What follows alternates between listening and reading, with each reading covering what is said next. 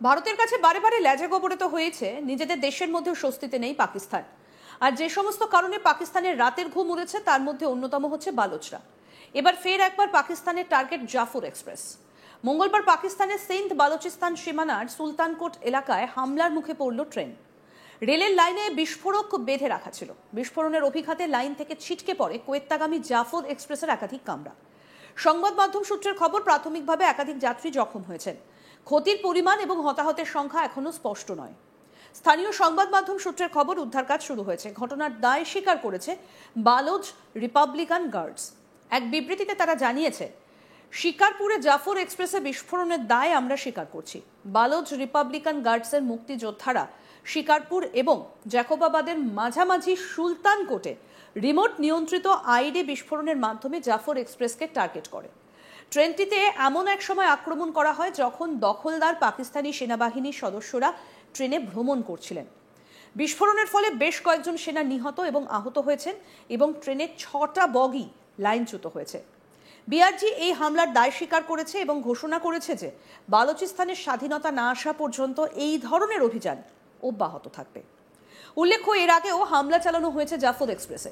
চলতি বছরের মার্চ মাসে বালোচ লিবারেশন আর্মি বোলান পাসের কাছে জাফর এক্সপ্রেস হাইজ্যাক করেছিল। প্রায় 400 জন যাত্রীকে পণবন্দি করা হয়েছিল। ওই ঘটনায় টানা কয়েকদিন সংঘর্ষ চলেছিল পাকিস্তানি সেনা বালোচ লিবারেশন আর্মির মধ্যে। এবার ফের একবার টার্গেট জাফর এক্সপ্রেস।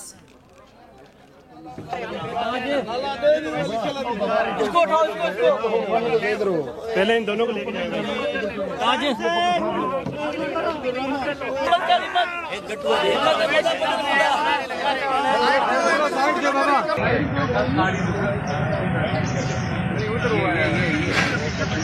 ये हमारे डब्बे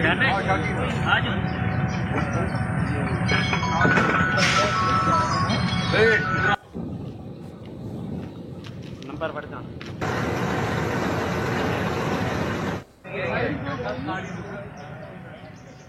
ভারতের কাছে বারে বারে ল্যাজে গোবরে হয়েছে নিজেদের দেশের মধ্যেও স্বস্তিতে নেই এখন পাকিস্তান। যে সমস্ত কারণে পাকিস্তানের রাতের ঘুম উড়েছে তার মধ্যে অন্যতম হচ্ছে বালোচরা। এবার ফের একবার পাকিস্তানের টার্গেট জাফর এক্সপ্রেস। মঙ্গলবার পাকিস্তানের সিন্ধ বালুচিস্তান সীমানার সুলতানকোট এলাকায় হামলার মুখে পড়ে ট্রেনটা। রেলের লাইনে বিস্ফোরক বেঁধে রাখা ছিল। বিস্ফোরণের অভিঘাতে লাইন থেকে ছিটকে পড়ে কোয়েত্তাগামী জাফর এক্সপ্রেসের একাধিক কামরা। সংবাদ মাধ্যম সূত্রের খবর, প্রাথমিকভাবে একাধিক যাত্রী জখম হয়েছেন। ক্ষতির পরিমাণ ও হতাহতের সংখ্যা এখনো স্পষ্ট নয়। স্থানীয় সংবাদ মাধ্যম সূত্রের খবর, উদ্ধার কাজ শুরু হয়েছে। ঘটনার দায় স্বীকার করেছে বালোচ রিপাবলিকান গার্ডস। এক বিবৃতিতে তারা জানিয়েছে, শিকারপুরে জাফর এক্সপ্রেসে বিস্ফোরণের দায় আমরা স্বীকার করছি। বালোচ রিপাবলিকান গার্ডসের মুক্তিযোদ্ধারা শিকারপুর এবং জ্যাকোবাবাদের মাঝামাঝি সুলতানকোটে রিমোট নিয়ন্ত্রিত আইডি বিস্ফোরণের মাধ্যমে জাফর এক্সপ্রেসকে টার্গেট করে। ট্রেনটিতে এমন এক সময় আক্রমণ করা হয় যখন দখলদার পাকিস্তানি সেনাবাহিনীর সদস্যরা ট্রেনে ভ্রমণ করছিলেন। বিস্ফোরণের ফলে বেশ কয়েকজন সেনা নিহত এবং আহত হয়েছেন এবং ট্রেনের 6টা বগি লাইনচ্যুত হয়েছে। বিআরজি এই হামলার দায় স্বীকার করেছে এবং ঘোষণা করেছে যে বালুচিস্তানের স্বাধীনতা না আসা পর্যন্ত এই ধরনের অভিযান অব্যাহত থাকবে।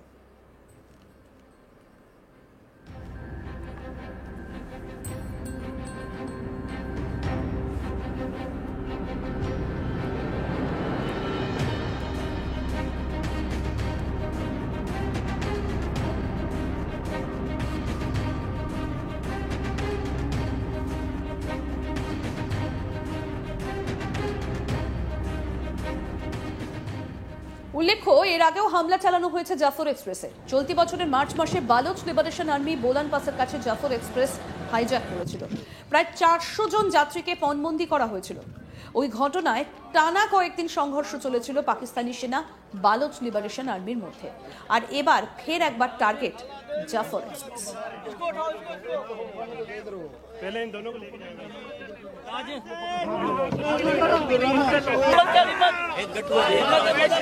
একদিকে গৃহযুদ্ধের পরিস্থিতি তৈরি হয়েছে পাকিস্তানে এবং অন্যদিকে ভারতের কাছে নাস্তানাবুদ হয়েছে আবারও জাফর এক্সপ্রেসের ওপর এই ঘটনা।